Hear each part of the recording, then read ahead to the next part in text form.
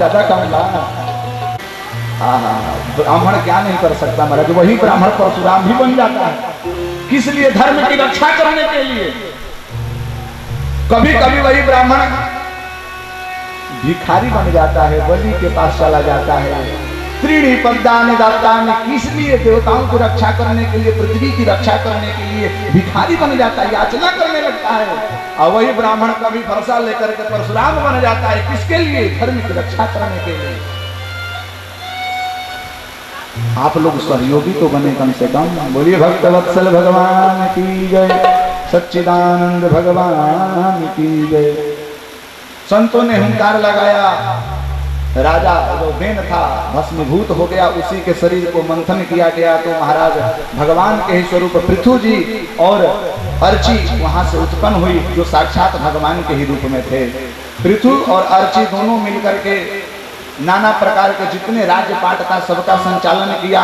लेकिन बेन के प्रभाव से जो समस्त पृथ्वी थी, वह इस कथा के मध्य में अपने इस समाज के परम आदरणीय समाज से श्री सरजू राय जी महाभाग उपस्थित हुए हैं। एक बार संकीर्तन कर लें। राधे राधे गोविंद गोपाल, राधे राधे गोविंद गोपाल, राधे राधे गोविंद गोपाल, राधे राधे गोविंद गोपाल,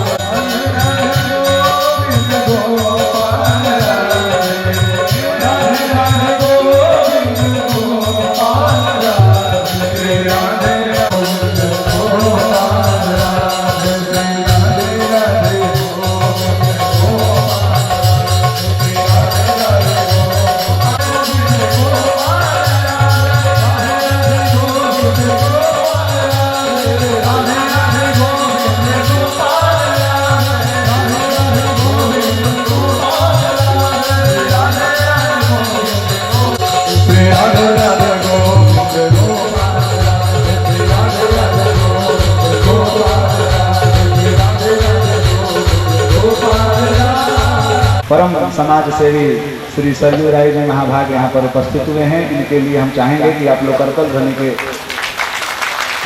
स्वागत करें। बड़े भक्त वत्सल भगवान की जय। अभी बुलाने के बाद अभी बुलाया गया के बाद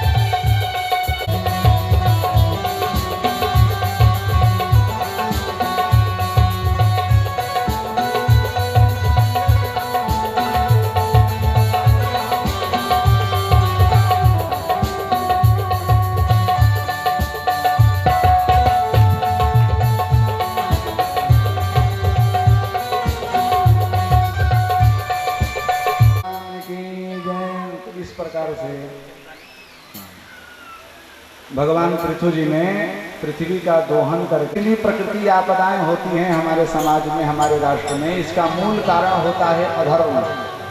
जब इस समाज में, संसार में अधर्म बढ़ जाते हैं तो पृथ्वी मैया रसातल में चली जाती हैं, अपनी सारी वनौषधियां को छिपा लेती हैं।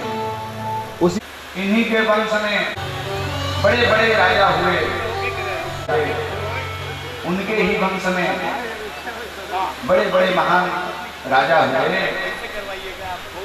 एक तो राजा हुए ऋषभ, जिनके सैकड़ों संतान हुए। एक दिन ऋषभ जी अपने पुत्रों को बैठा करके यहाँ भाग। पिछली वर्ष भी भगवान की कृपा से इनको भगवान की सेवा करने का सुअवसर मिला, कथा सुनने का। याद है आपको? स्मरण है ना? भगवान की कृपा है।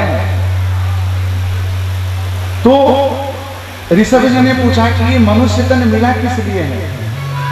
एक लड़का उसी में सब बैठ करके बोला कि भैया देखिए, यावत जीवित सुखम जीवित ऋणम कृत्वा घृतम पीवेत भस्मीभूतस्य देहस्य पुनरागमनात्। तो भैया जब तक जियो तब तक कैसे से जियो, भले ही ऋण लेकर के घी पीना पड़े तो ऋण भी ले सकते हो। कौन जानता है कि मरने के बाद फिर यहाँ आना है कि नहीं आना है, जब तक तो ऐसे जियो। बोले कि ऋषभ जी यहाँ पर सुंदर उपदेश दे रहे हैं, कह रहे हैं कि नो, ऐसा बात नहीं। नायम देहो देह भाजां लोके कष्टान कामान रहते विभुजाने। कि नायम देहो देह भाजां लोके कष्टान कामान रहते विभुजाने। सको दिव्यम पुत्र कायेन सत्तम एन पुत्रा ब्रह्मज्वलंतम कुशक्ष्यम। हे पुत्रों, यह मनुष्य का शरीर केवल मात्र विषयों का सेवन करने के लिए नहीं मिला है। नहीं तो जिन विषयों को सेवन करने के लिए मनुष्य मात्र नित्य प्रतिदिन कार्य में रत रहता है, वह तो विषयों का सेवन तो कुत्ते, सियार, भालू आदि भी आसानी से कर लेते हैं। अब सच बताना, कितने जानवर हैं जो 8 घंटा की ड्यूटी करते हैं खाने के लिए? कोई ऐसा जानवर का नाम बताओ। कोई नहीं ड्यूटी करता, केवल मनुष्य ही एक ऐसा है जो 8 घंटा 12 घंटा ड्यूटी करता है केवल मात्र 2 रोटी खाने के लिए। कि रात खवाई विदा कर दीनी, रात प्रात को आन खड़ी। कहे कबीर सुनो भाई साधु मौत से भूख बड़ी।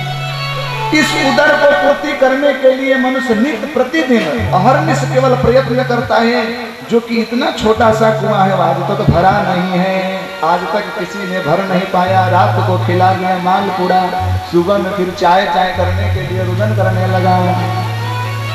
आहा, भक्तमाली जी ने, भक्तमाली जी क्या कहते हैं कि अजगर करे न चाकरी। आवाज बड़ा फंस रहा है। कि अजगर करे न चाकरी और पंछी करे न काम। दास मलूका यूं कहे सबके दाता राम, सबके दाता राम। किसी भी प्रकार का कर्म करने की आवश्यकता नहीं है। लोग खड़े होकर के कहेंगे पंडित जी आप कर्म के विरोध में हो, जबकि भगवान कह रहे हैं कर्मण्येवाधिकारस्ते मा फलेषु कदाचन। गीता जी के 2 अध्याय में कर्मण्येवाधिकारस्ते मा फलेषु कदाचन मा कर्मफल हेतुर्भुः मा ते संगस्त कर्मणि। भगवान कहते हैं गीता जी के 3 अध्याय के 5वें 6वें मंत्र में मिल जाएगा आपको। नियतम कुरु कर्म त्वं कर्म जायो य कर्मणः शरीर यात्रा पिछते न प्रसिद्धि य कर्मणः। हे अर्जुन, इस शरीर की यात्रा को चलाने के लिए तो तुझे कर्म करना पड़ेगा, लेकिन भैया वो कर्म कैसा होना चाहिए? भक्ति परक कर्म होना चाहिए। ये नहीं कि केवल विषयों को सेवन करने के लिए कर्म में लगे पड़े हैं। 8 घंटा 12 घंटा 24 घंटा ना भजन करने का फुर्सत है, ना भक्ति करने का। अच्छा कल्पना करो, विचार करो आप सब, भोजन कितने मिनट में होता है? 10 मिनट। नाश्ता कितने में होता है? 10 मिनट। और दिन में व्यक्ति कुछ भी नहीं तो 2 टाइम तो भोजन करता है, 2 टाइम नाश्ता करता है, 4 टाइम हुआ कि नहीं? 40 मिनट हुए। हम लोग 40 मिनट भोजन करने के लिए 8 घंटा 12 घंटा का नित्य कर्म करते हैं, लेकिन हम भजन 40 मिनट को छोड़ दीजिए, हम लोग 4 मिनट भी बैठ करके भगवान के चरणों में अपनी हाजिरी नहीं लगाते। ये हमारी विडंबना है। सच बताओ, कौन है ऐसे व्यक्ति जो आधा घंटा बैठ करके भगवान से आदान प्रदान अपने विचारों को करते हैं कि हे प्रभु, अरे जिस शास्त्रों ने बताया कि प्रातः काल में जब करके ही सर्वप्रथम कर दर्शन करना चाहिए,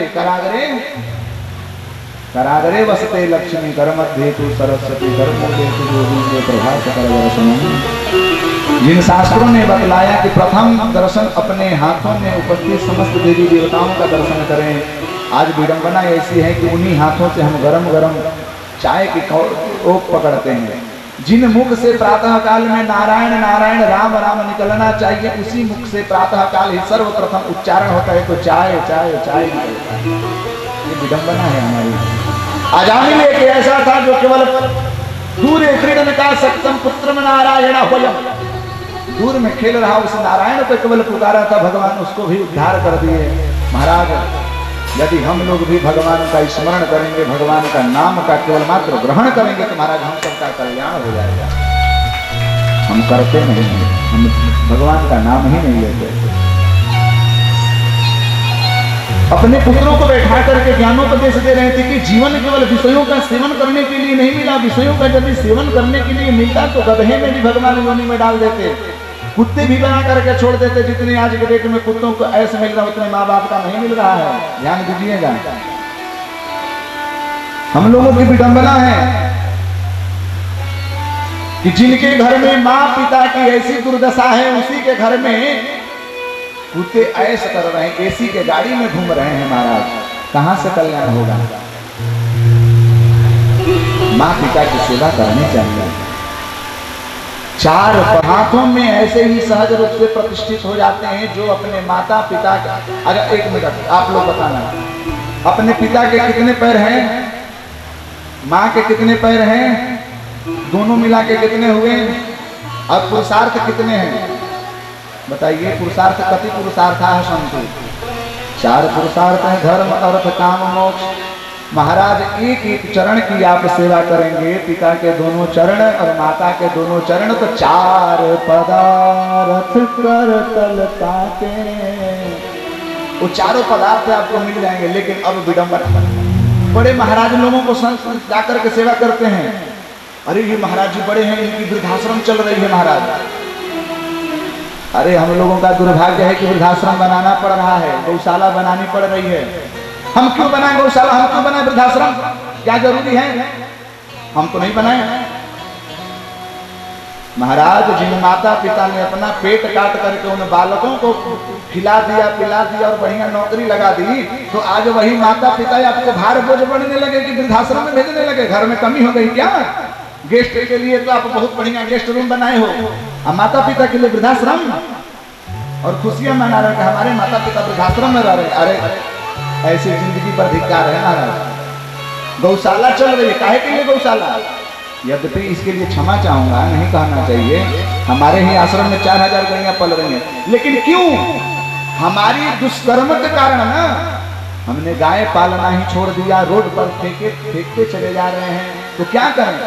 संत ब्राह्मणों ने ऐसे बीड़ा उठाई कि रखा जाए, जो माता पिता रोड पर ऐसे मारे मारे फिर रहे हैं उनको इकट्ठा करके वृद्धाश्रम में भगवान का भजन में लगाया जाए। हम लोगों के कमियां के कारण, ध्यान दीजिएगा। बोलिए भक्तवत्सल भगवान की जय। यदि हम अपने माँ बाप की सेवा करने लगे तो किसी वृद्धाश्रम में जाने की आप लोगों की आवश्यकता नहीं है। पिता और माता का महत्व को समझ लो। प्यार तो करते हैं कुत्ते से, नाम रखते हैं बड़े बड़े, बड़े ही आनंद है कुत्तों का। ऋषभ जी कहने के नहीं, ये जीवन मिला है तो केवल मात्र भगवत तत्व की प्राप्ति करने के लिए। यद गत्काना निवर्तन्ते तद्धाम परमम मम, गीता जी के 15वें अध्याय में ऐसा वर्णन आता है कि न तद भाषयते सूर्यो न शशांको न पावक यद गत। बोलिए भक्तवत्सल भगवान की जय। ही ऋषभ जी के और उसी बातों को ग्रहण करके अपने मन को विषयों में न डाल करके राज्य पाठ तो किया, लेकिन कमलवत के समान। और जा करके सम्या प्रास नदी के तट पर जा करके उन्होंने आराधना प्रारंभ कर दी महाराज। लेकिन उनके साथ एक ऐसी विडंबना घटी, आप लोग सब जानते हैं, भरत जी थे जो ध्यानस्थ थे, नित्य प्रतिदिन साधना में रत थे। लेकिन एक दिन गर्भिणी हरिणी जो थी, गर्भवती थी, जल को पान करने के लिए उस नदी के तट पर आई। आइए संध्या वंदन आदि कर रहे थे, तब तक से एक सिंह का दहाड़े आया। और जो ही सिंह की दहाड़ को सुनी, उसको लगा कि मुझे ये मारने खाने के लिए दौड़ रहा है। महाराज वो गर्भस्थ शिशु उसके उदर में ही था। अपनी जान को बचाने के लिए, नदी को पार करने के लिए जो ही छलांग लगाई महाराज, उसके गर्भस्थ शिशु उसी समय प्रसवित हो गया और नदी में गिर गया। और उस प्रसवित पीड़ा से वह हरिणी जो है मर गई। भरत जी के हृदय में दया भाव आई, अरे राम राम राम, ये तो बेचारा मृग शावक मर जाएगा। तुरंत अपना माला झोली छोड़ करके उस मृग शावक को उठा लिया, सहलाया और अपने आश्रम में लेकर के आए। पिलाए बहना क्या हो गया? बोले भक्त वत्सल भगवान के जय, सच्चिदानंद भगवान के जय। तो इस प्रकार से मृग शावक को लेकर के अपने घर में आए। जीव में दया होनी चाहिए, लेकिन दया के साथ साथ यदि मोह हो जाए तो महाराज वही दुर्गति का कारण बन जाता है। इनका उतना तक उत्तम था जब तक मृग शावक की रक्षा कर लिए, लेकिन महाराज इनमें धीरे धीरे मोहाशक्ति होने लगी, प्रेम कर बैठे थे। अब तो महाराज संध्या वंदन करते थे तो मन में यही चलती थी कि पता नहीं वो मृग शावक कहाँ है, कहाँ है। एक समय की बात है कि महाराज मरणासन पर पड़े, मृग शावक अपने मृग के झुंडों में चला गया। चिंतन करने लगे कि पता नहीं कहाँ चला गया, न जाने उस शेर ने तो नहीं भक्षण कर लिया। भगवान कहते हैं कि जो व्यक्ति मरणासन पर पड़ा है और जिन वस्तुओं का स्मरण करता है, चिंतन करता है, वही व्यक्ति उसी में भावित होकर के अगला जन्म में जाता है। गीता जी के 8वें अध्याय में यम यम वापी स्मरण भावम त्यजत्यन्ते कलेवरम तम तमेवैति कौन्तेय सदा तद भाव भाविता। और 10 मिनट केवल प्रवचन करूंगा, 10 मिनट प्रवचन करने के पश्चात आरती करा दूंगा। आप लोग विलम्ब मत होइए। भूख तो नहीं लगी है, लगी तो होगी। बोलिए भक्त वत्सल भगवान की जय। मृग शावक में उनका मोहाशक्ति हो गई। महाराज उसी का चिंतन करते करते करते करते देहावसा, लेकिन नहीं कल्याण कृत कश्चित दुर्गतिम तात गच्छति। उनका किया हुआ पुण्य उस समय फलीभूत हुआ कि स्मृति रहा। अरे राम राम, मैं तो भरत था, आज मृग बन करके घूम रहा हूँ। मृग के योनि में भी उन्होंने भगवान का स्मरण किया और अपना देह त्याग कर दिया। देखिए भगवान की कृपा रही, भजन कभी नष्ट नहीं होता। जिस प्रकार से पाप नष्ट नहीं होता, उसी प्रकार से पुण्य भी कभी नष्ट नहीं होता। चाहे आप कितना कर्म कर लीजिए, वो कर्म का फल तो भोगना पड़ेगा। नहीं क्षीयते कर्म जन्म कोटि सतैरपि स्वयं वही भोक्तव्यम कृतम कर्म शुभाशुभम। शुभ और अशुभ कर्म का फल तो आपको भोगना पड़ेगा। जड़ भरत के रूप में एक ब्राह्मण के घर में उन्होंने जन्म लिया। ज्ञान तो अद्भुत था, लेकिन उन्होंने विचार किया कि यदि मैं ज्ञान प्रदर्शित करूंगा तो लोग मुझसे काम धंधा करवाने लगेंगे। तो जड़वत मुखवत सब बधिरवत प्रदर्शनीयते सो संसार, अपने संसार में, अपने गृहस्थ में मुखवत हो गए, जड़वत हो गए। ऐसा लग रहा था कि पागल आदमी है। अब भैया ये गृहस्थियों का ये सबसे बड़ी विडंबना है। जब तक स्वार्थ सिद्ध हो रही है तब तक लोग उसकी सेवा करते हैं। स्वार्थ नहीं है तो कोई सेवा करने वाला नहीं है। आप विचार करना, कौन कौन व्यक्ति है जो मरना चाहता है? कोई नहीं मरना चाहता। अरे न कोई झूठ बोल रहे हैं आप, कोई मरना नहीं चाहता। कोई नहीं चाहता है कि हमारे मैया मर जाए, हमारे पिताजी मर जाए, हमारे दादाजी मर जाए, कोई नहीं चाहता। लेकिन बहुत ऐसे लोग हैं जो भगवान को मनाते हैं कि कब मैया लटक जाए। कि मैं प्रत्यक्ष घटना आपको सुना रहा हूं। एक हमारे रिश्तेदार लगते हैं, वो रिश्तेदारी में हैं, वो पहले हेड मास्टर थे, रिटायर हो गए, उनके 2 लड़के, फिर बंटवारा हो जाता है गांव में, माँ चल जाते हैं एक पक्ष में, पिता चल जाते हैं एक पक्ष में। ध्यान से सुनना, लोगों की स्वार्थता कितनी है, चाहे पिता हो चाहे पुत्र हो। पिता को मिलता था 20,000 रुपए उस जमाने में पेंशन, 20,000 रुपए। ये जो जिनके पक्ष में माता रहती थी, ये बेचारा नित्य प्रतिदिन अगरबत्ती लेकर के भगवान को मनाता था कि हे प्रभु, मैं प्रत्यक्ष घटना बता रहा हूं आपको, हे प्रभु कहिया पिताजी लटक जाए, कहिया पिताजी लटक जाए। अब वो बेचारा नित्य प्रतिदिन लेकर के आता था, काजू बादाम को पीस करके बढ़िया घोल दे करके दूध में डाल करके एकदम बढ़िया से उबाल करके अपने पिता को देता था कि 2 साल और बढ़ जाए, 2 साल और इनका उम्र बढ़ जाए। किस लिए? एक पिता को मारना चाह रहा है और एक पिता को बचाना चाहता है। क्यों?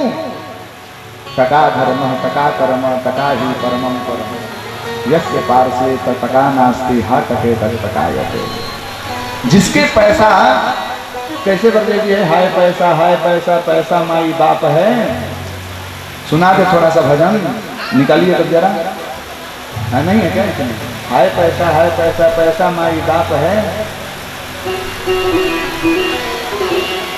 एक भजन था ना, नहीं आ रहा है क्या? दुनिया स्वार्थ की है, स्वार्थ की दुनिया सारी मतलब से करते आ रही है। एक छोटा सा भजन का दर्शन करें। जड़ भरत जी बेचारे घर में जड़वत रहते थे, किसी से कोई लेना देना नहीं। जब भोजन का समय होता था चले आते थे घर में, भोजन पा करके फिर मंदिर को पकड़ लेते थे, वहीं पर दिन भर भजन करते थे। जो उनकी भाभियां थी अपने स्वामी को बुला करके कही कि ये काम नहीं करते हैं, केवल ऐसे ही भोजन उठाते हैं, माला ऐसे उठने वाले नहीं है, बोलो कुछ काम करने के लिए। सब जानते हैं, उनको खेत में बैठा दिया गया।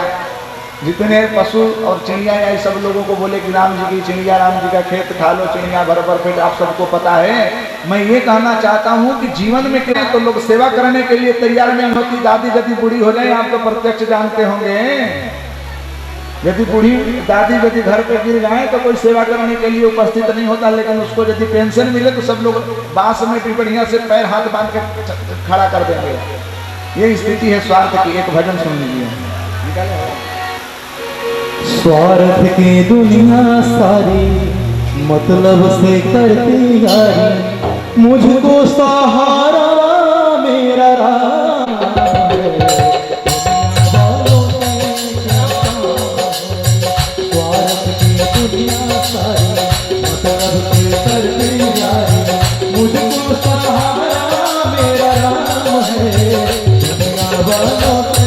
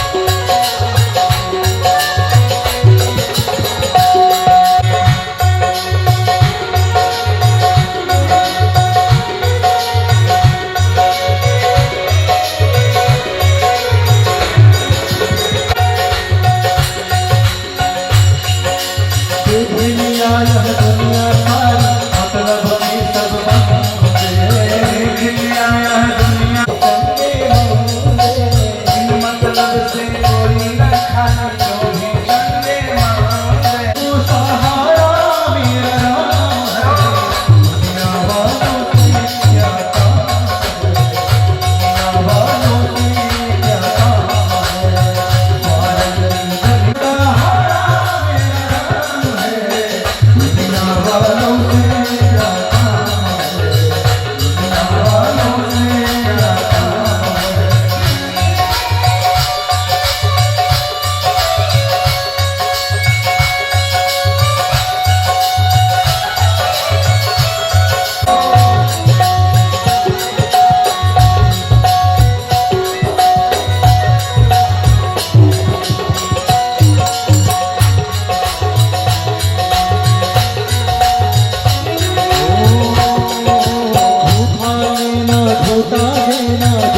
मुसाफिर खाना, झूठा लेना झूठा देना जगत मुसाफिर खाना।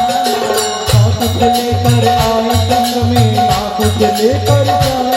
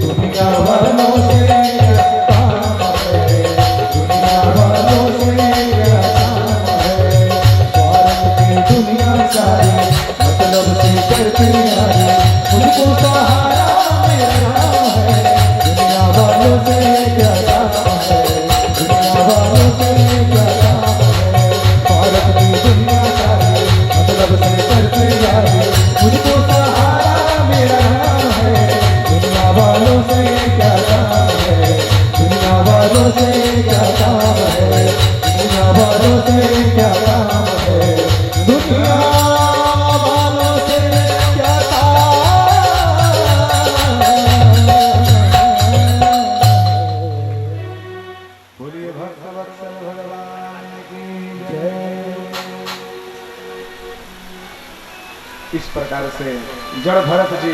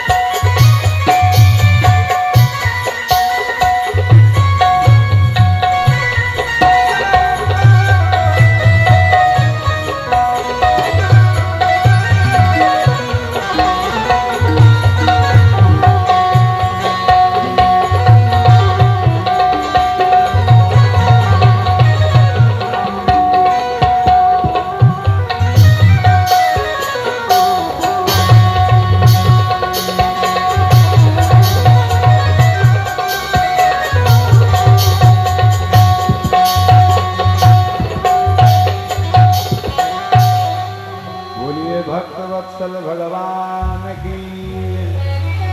जड़ भरत जी को घर से बाहर कर दिया गया। जड़ भरत जी रास्ते में स्थित करके भगवान का सतत चिंतन करते चले जा रहे हैं। जंगल में भटक रहे हैं, भगवान का अन्वेषण कर रहे हैं। उसी जंगल में कोल भील रहते हैं। एक कोल भील के राजा का किसी प्रकार का मन्नत होगा कि नरबलि देने के लिए का देख करके जड़ भरत जी को पकड़ करके लाया और जिम ही माँ भगवती के चरणों में बलि देने के लिए खड्ग उठाया तो कहते हैं कि सहसा चचाट सादेवी भद्रकाली पंचम स्कंद। भक्त पर किंचित भी दुख आती है, माँ भगवती भद्रकाली ने रक्षा किया।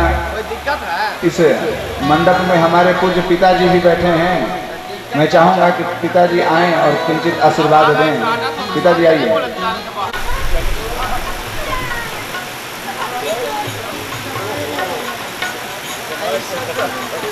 चिंता और यदि किसी प्रकार की न हो तो उसका शरीर ऐसे भी मोटे ताजे हो जाएंगे। चिंता चिता समायुक्ता आप सब जानते हैं। एकदम निफिकिर होकर के चलते थे जड़ भरत जी। राम राम का नाम लेकर के उनको बुलाया और उसमें लगा दिया गया कि भाई चलो इस रहुगन को ढोवो। चल रहे थे, न जाने कितने पाप कर्म किया, लेकिन मैं इस जन्म में कोई भी ऐसा पाप कर्म नहीं करूंगा जिसके कारण पुनः इस धराधाम पर जाना पड़े। एक चींटी की हिंसा करने से भी डरते थे। तो जिन ही पालकी को लेकर के चलते थे, पैरों के नीचे जब चींटियां दिखती थी तो उछल जाते थे। रहुगन को चोट लगता था। कई बार ऐसा उन्होंने किया। रहुगन ने बुला करके कहा कि सुनो इधर, दर्शने स्थूलम तु दृश्यते कथम विक्रमति चलति वा सम्यक्तया न चलति दंडम अर्हति शीघ्रमेव।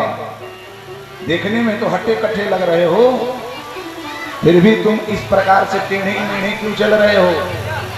थोड़ा बढ़िया से चलो, नहीं तो तुरंत ही दंड दूंगा,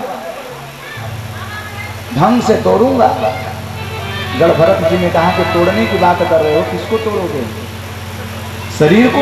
तो शरीर तो मैं हूं ही नहीं।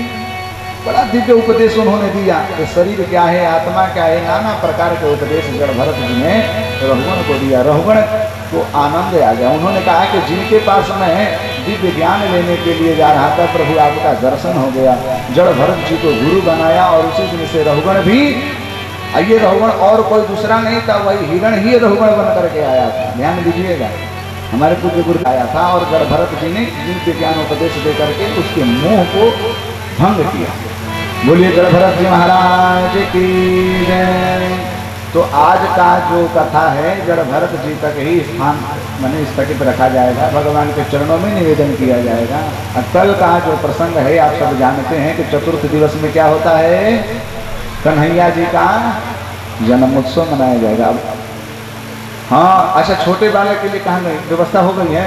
चलिए, जितने उत्साह से आप लोग यहाँ पर उपस्थित हुए हैं इससे डबल भीड़ होनी चाहिए। कल हमारे इस श्रीमद् भागवत कथा ज्ञान महायज्ञ में भगवान बाल कृष्ण जी के लीला का हम लोग झांकी देखेंगे। सभी तैयार हैं तो सब लोग आनंद लेंगे ना।